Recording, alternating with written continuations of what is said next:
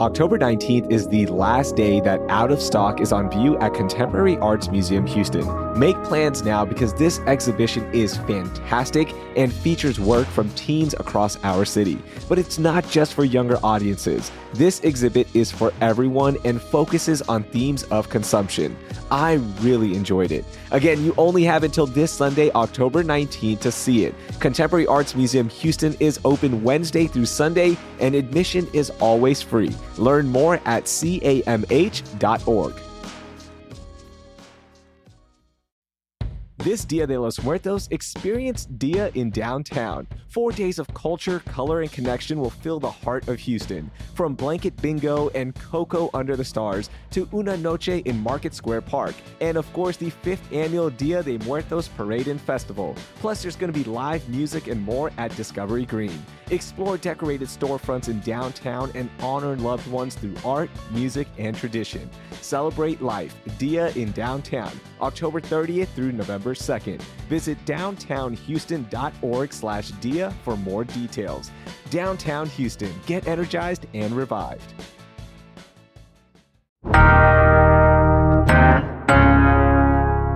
Today on CityCast Houston, Harris County's bail system has been the center of much scrutiny across the state. It even prompted Governor Abbott to focus on bail reform during the legislature, and you'll even get to vote on a constitutional amendment in the upcoming weeks. But lost in the bail reform talks is the role of bond companies. Houston Chronicle reporter John Wayne Ferguson is joining me to break down why the trial of Able bail bonds should concern us all. And after this interview, I have a conversation sponsored by the Human Shelter in Midtown to learn about how they're using art to change the perception of the unhoused community. Plus, our sponsored tip on how to save on admission tickets at Wings Over Houston. It's Tuesday, October 14th. I'm Rihil Ramzanali, and here's what Houston's talking about. Hey, John, welcome in. How are you? Good. How are you? I'm doing all right. There is so much to unpack here with our current bail system. It's always in the headlines. So can you help break down what's unique about Harris County's system?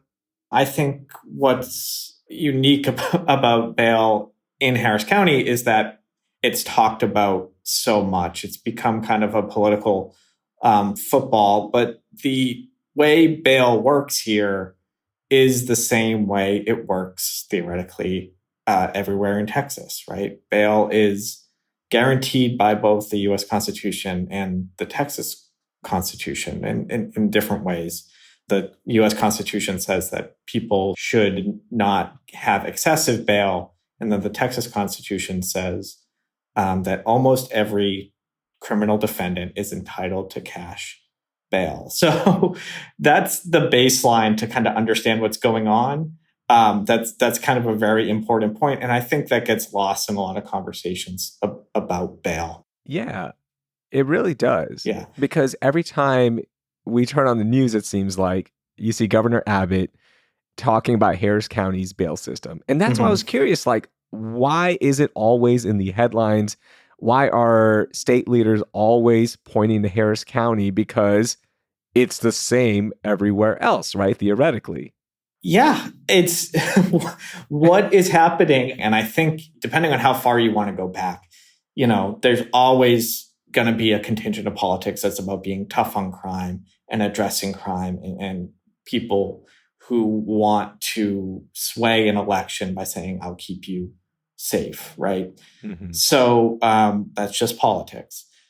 In Harris County, what we've had over the last now decade is reforms to bail, and then kind of reaction to those reforms, and then that kind of football that being used to try to sway elections. So real quick, back in 2016, there was a lawsuit against Harris County that accused the county of keeping people locked up solely on the basis of bail.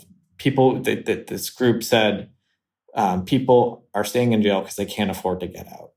So there was a consent decree that basically did away with misdemeanor bail. It's called the O'Donnell Decree.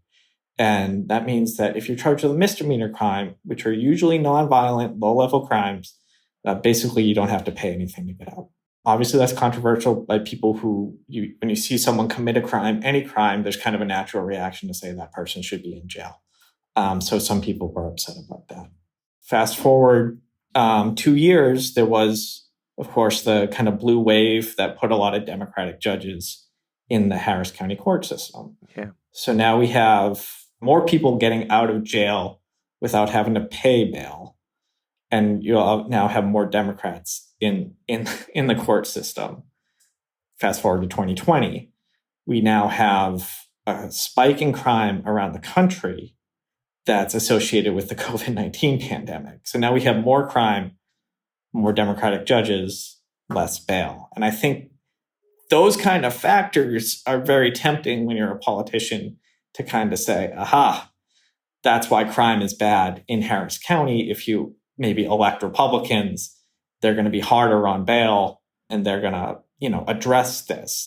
But it kind of misses once you get into politics is that consent decree was about misdemeanor bail. Yeah. There are other arguments about how high a felony bail should be. And there's definitely people that think that felony bail should be so high that people shouldn't be able to afford to get out of jail. But of course, that goes back to my first point. The Constitution says you should have a bail that shouldn't be excessive. Because the point of bail is to incentivize you to go back to court. It's not to punish you. And that's, not everybody kind of buys into that idea. And then to add another layer to this, even if that bail is high, then you've got bond companies out there that will still post these really high numbers. And that means the person who is alleged to commit a crime, they can still go back out and then return to court and follow all the protocols. So you've got that angle as well. And that's where Able Bail Bonds comes in, this company, and everything that's been happening with them, which is a different thing to unpack. Right. So when you hire a bondsman, you pay them a fee that you're not getting back for them to make that guarantee to the court. They're giving a promise that you're going to show up. So the bondsman is kind of this middleman who is finding customers and paying an insurance company to back up their promise. And it's all kind of just built on the system of trust and promises that I'm good for it. Okay, so we see these bond companies by the courthouse, by the jail, all over, right? Harris County, Fort Bend, everywhere. What did Able Bail Bonds do? And you've been covering their trial. Like, break this down for me, because there are so many of these companies, but this one really stands out on what they've been doing, and they are now being tried for it. Right. So Able is accused of helping people get out of jail using fake paperwork. So you had these 11 men who were accused of crimes. Some of them, there's a couple of people accused of murder. And these two people were ultimately convicted of what they did. They are murderers. Okay. Their bonds were set at $500,000, $600,000, very high bonds, which most people can't afford cash. So they go to Able. Able would normally charge 10% of what their bond is. So if you owe $500,000 for your bail, you'd have to pay Able $50,000. But Able also would normally require that you have people that say, if I skip, I'm going to cover the cost of bail. So a cosigner, like any other loan, really. Able said, it's okay. You don't need real cosigners. We're going to fake your cosigners. We're going to have people that promise to cover, that they'll be able to cover $500,000, $600,000. And we're going to send that information to the insurance company. And they're going to go, okay, that looks legit. And we'll get these guys out of jail. And that's what they did. I think 14 or 15 have already pleaded guilty. What the gist of it is, there were a lot of ways Able kind of faked this. They recruited people, strangers, to sign on to this bond paperwork. So, they offered to pay $90 if you just signed your name to a document that said, I'm good to cover this person's bond. Oh my gosh. Sometimes they lied about where these co-signers worked. They made up businesses, or they just made up fake pay stubs that kind of allege that, oh yeah, I earn $80,000 a year, so I can cover 80,000. And the feds kind of looked at all these documents and said, no, these businesses aren't real, or you didn't really earn this money. And last year, in kind of a dramatic event, they arrested dozens of people at the same time and brought them to NRG Arena and charged them in this indictment. I remember this raid. It was huge, 50 people. Mm-hmm. Who all was charged? What happened? Like, who were these players in this raid? There's Able and its employees, and they're accused of recruiting, basically advertising their services to the people in jail and actually providing these fake documents and then passing them on to the insurance company. There is the 11 people who were in the jail and got out using the Able bonds. And then there are all these co-signers, and there are dozens of them that are alleged to have participated in the scheme by using Able services.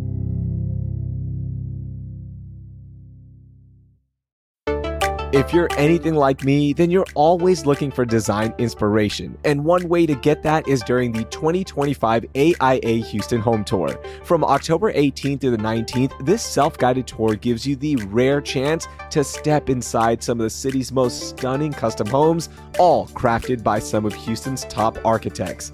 Whether you're dreaming up your own perfect space or just love exploring amazing designs like I do, this tour is a must. Each home is a masterpiece, showcasing the collaboration between homeowners, architects, and builders. And the best part, you can chat with the architects right there on site, so you can get tips, ask questions, and soak up all the creative vibes, so maybe you can start designing that perfect space in your home.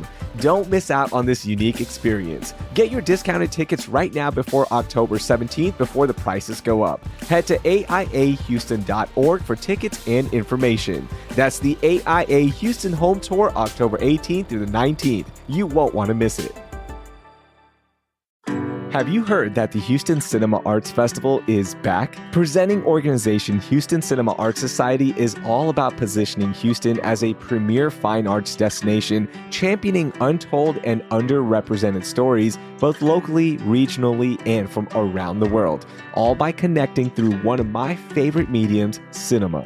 The Houston Cinema Arts Festival is November 6th through the 16th at venues all around town, with this year's theme being Here, an exploration of what it means to be present, shaped by experience, and navigating the uncertainty of our time.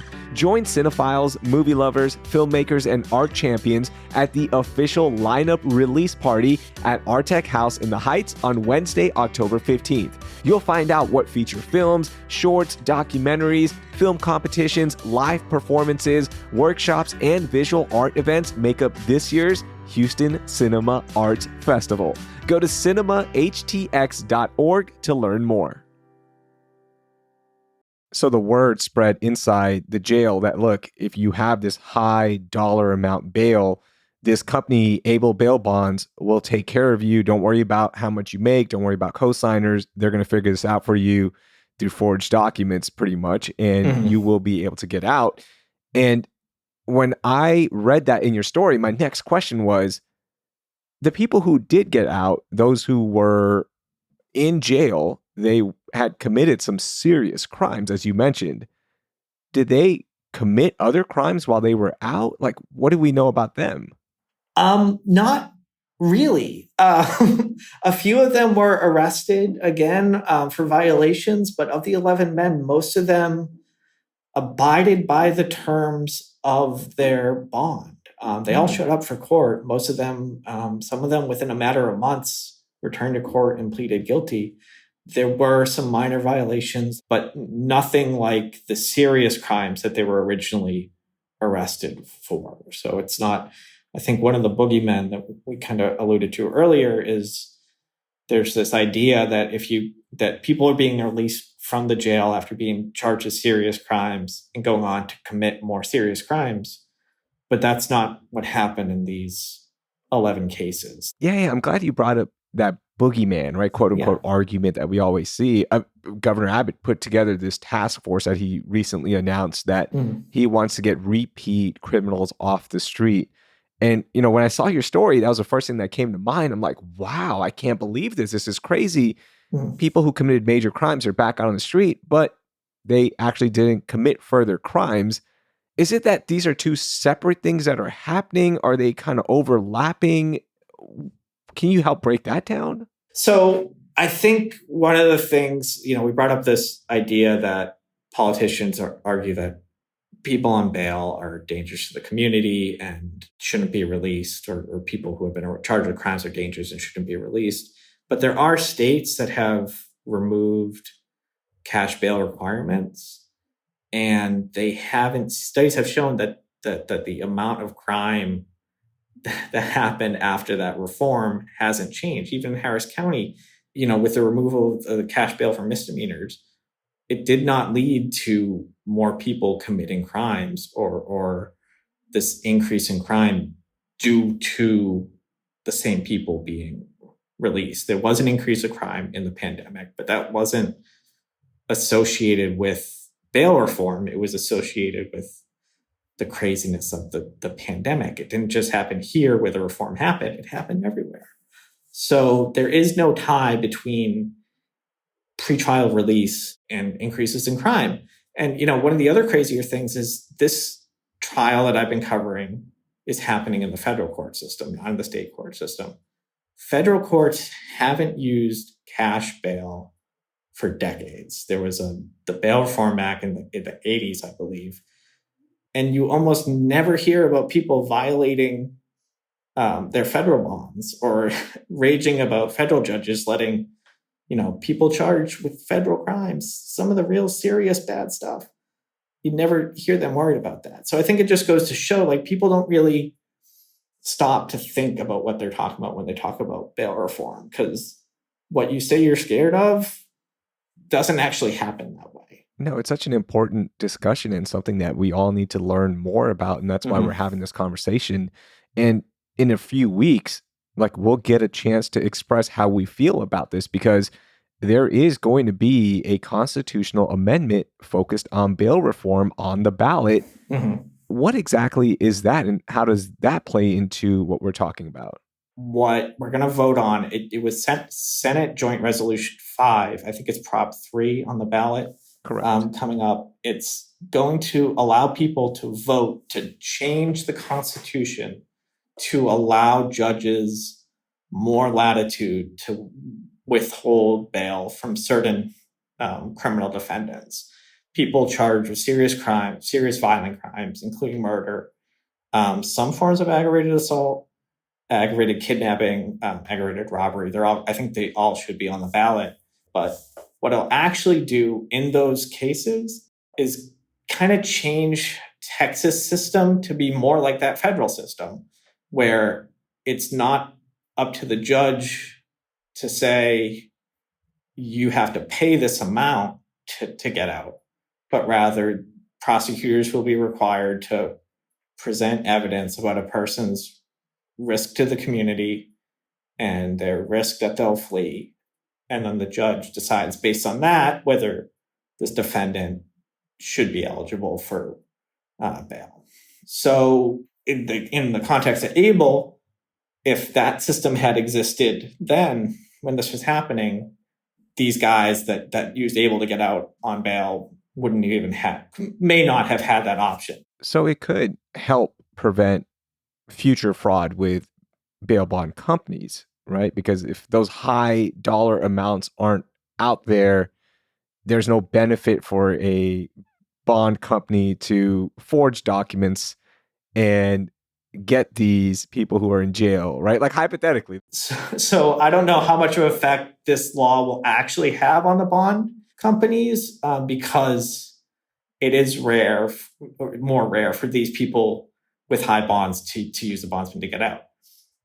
That said, what did seem to affect the bond companies more was the O'Donnell decree, the misdemeanor thing, because there was a business in getting people with low bonds out on bail, on bond, And when that went away, there's people in the industry that will say that shrunk the customer base by a lot. More people get charged with misdemeanors than get charged with felonies. So now you don't have the misdemeanor side of the business. You start looking at the felonies and who can I get out? How can I make money? And then maybe that incentivizes a company, a dishonest company like Able to say, well, let's try something crazy.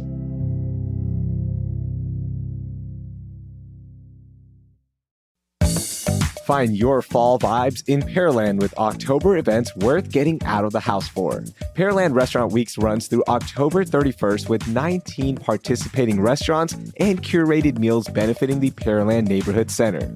Prepare for a ghostly good time at the Hobson History Cemetery Tour on October 18th and 24th. Partake in a hike through history from Valentin's Brewing Company to Pearland's oldest cemetery, led by special pathfinders from the past. Hear from early Pearland residents, and enjoy a cold beverage back at the brewery. Gather your shopping buddies and join Pearland Boutiques on October 24th and 25th for the Pearland Boutique Shop and Hop. Enjoy drinks, snacks, and incredible shopping while exploring the city and completing your event passport. Find more details about all of Pearland's pumpkin spice fueled activities at visitpearland.com/events. That's visitpearland.com/events.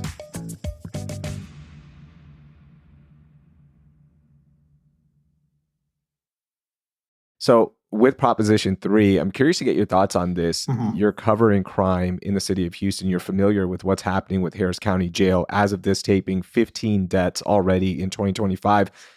If this passes and becomes law, what impact could it have on jail populations and even how policing is done around our city?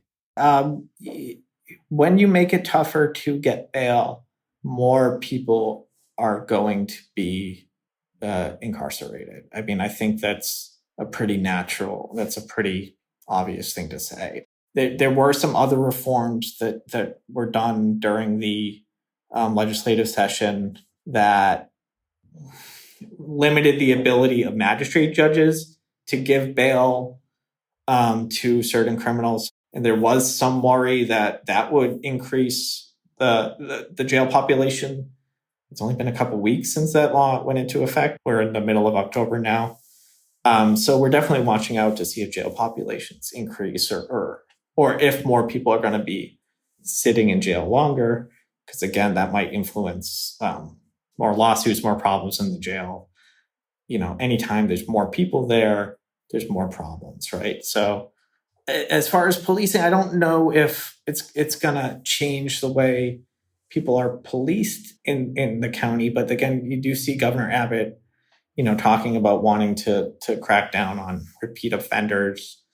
I'm not sure how bringing in DPS helicopters really affects, stopping people from reoffending. But there's obviously, some effort going on there.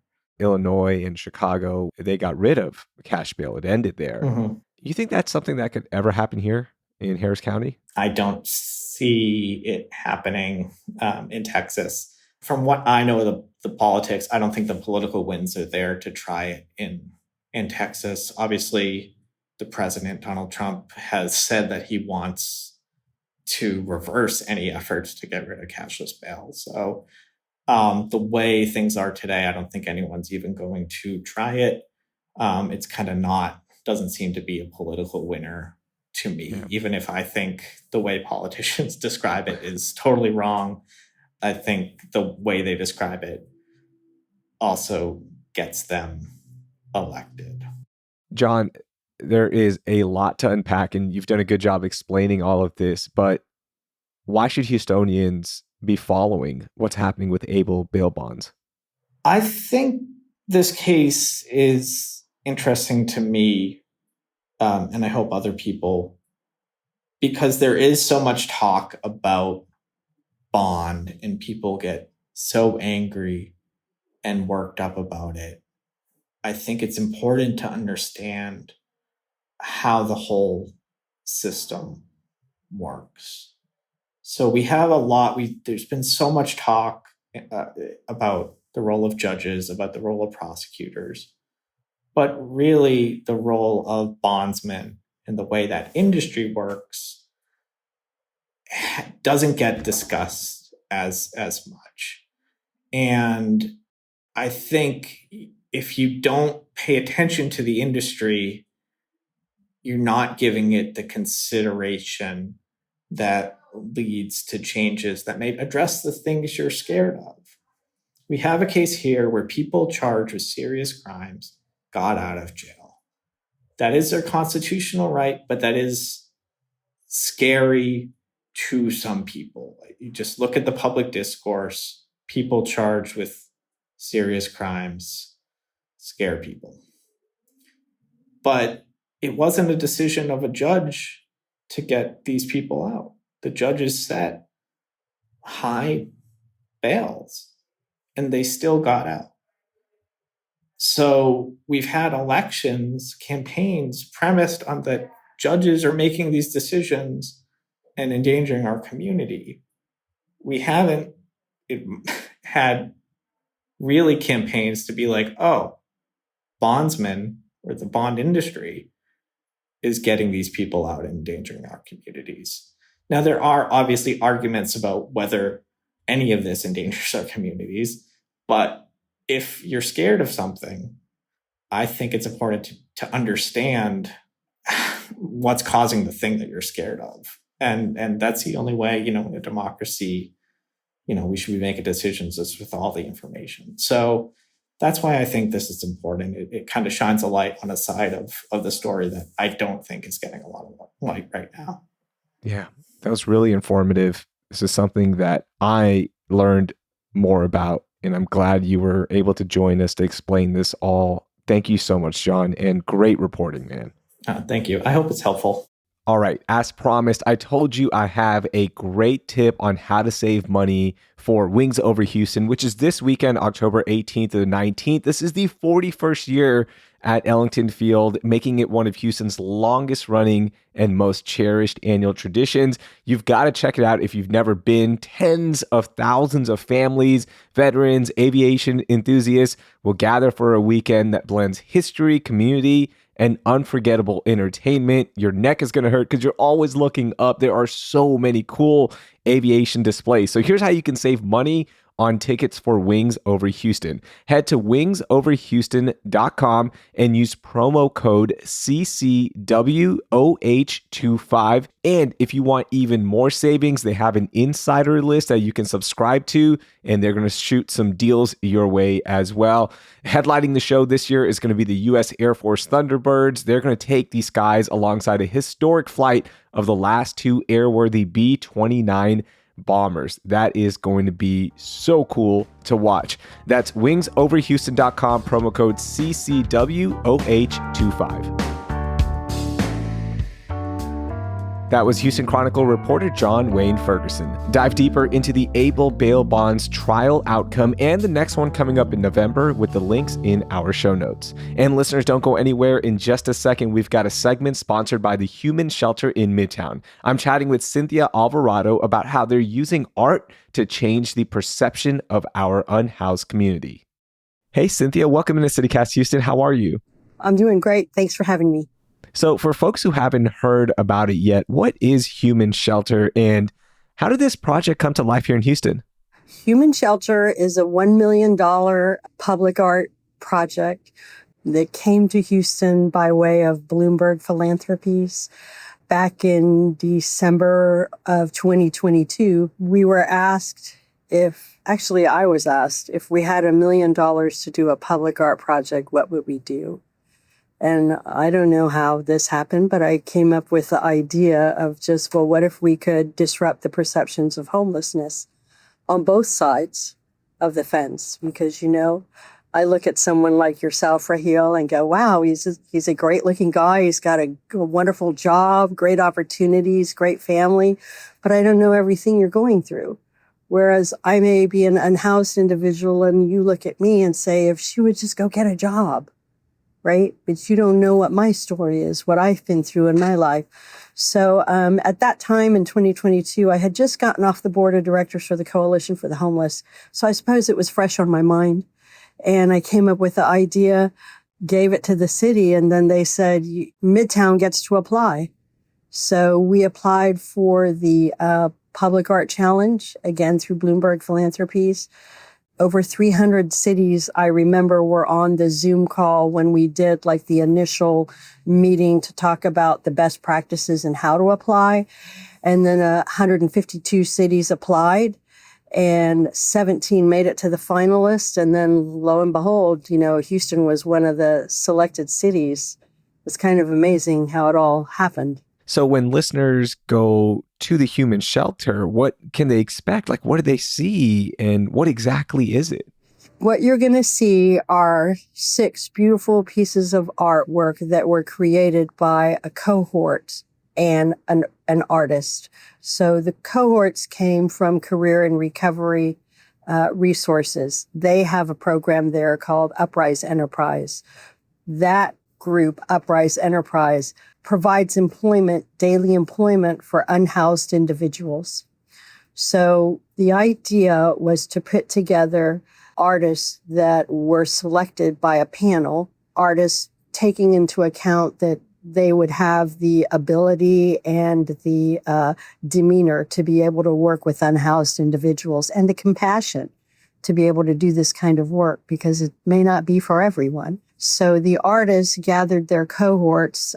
Each one of the cohorts was about maybe 5 to 10 people, and 40 unhoused individuals overall worked on the project. The key is that the artists obviously are paid for the project, but the cohort is also paid. The unhoused individuals were also paid to participate in the project. That's amazing. The artwork is all down the Milam corridor at the Metro bus shelters. We have a beautiful large-scale piece of artwork at Alabama and Spur 527. At Milam and Pierce Elevated, there's another beautiful large-scale piece. And then a really big mural at 2525 San Jacinto at the Career and Recovery Resource Building.